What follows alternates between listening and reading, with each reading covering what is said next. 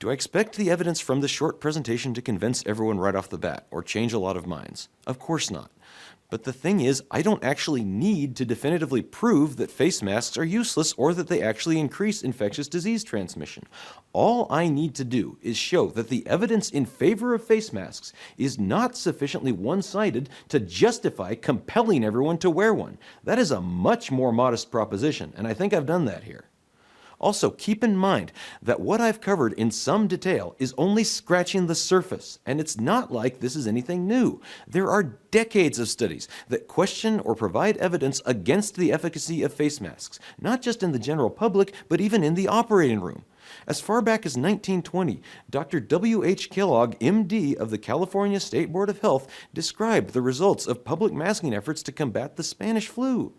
Quote, "The masks, contrary to expectation, were worn cheerfully and universally, and also, contrary to expectation of what should follow under such circumstances, no effect on the epidemic curve was to be seen." If only more of today's public health officials were this honest. Good evidence does not become bad evidence with the passage of time. If someone wants to attack my analysis on the basis that influenza is not SARS-CoV-2, that's a fair point. But they need to remember that these two types of viruses are comparable on many parameters, and more importantly, anyone using that line of attack will invariably undermine their own position, since many arguments and references cited in support of mandatory face masking also use the influenza virus as a proxy for SARS-CoV-2. The weight of the evidence is that medical masks provide no substantial antiviral protection, and that cloth masks likely make things worse, even when they are washed on a daily basis.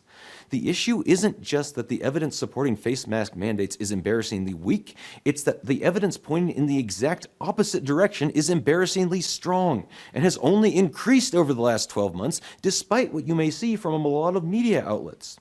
It doesn't take an epidemiologist or academician with special training to see this stuff.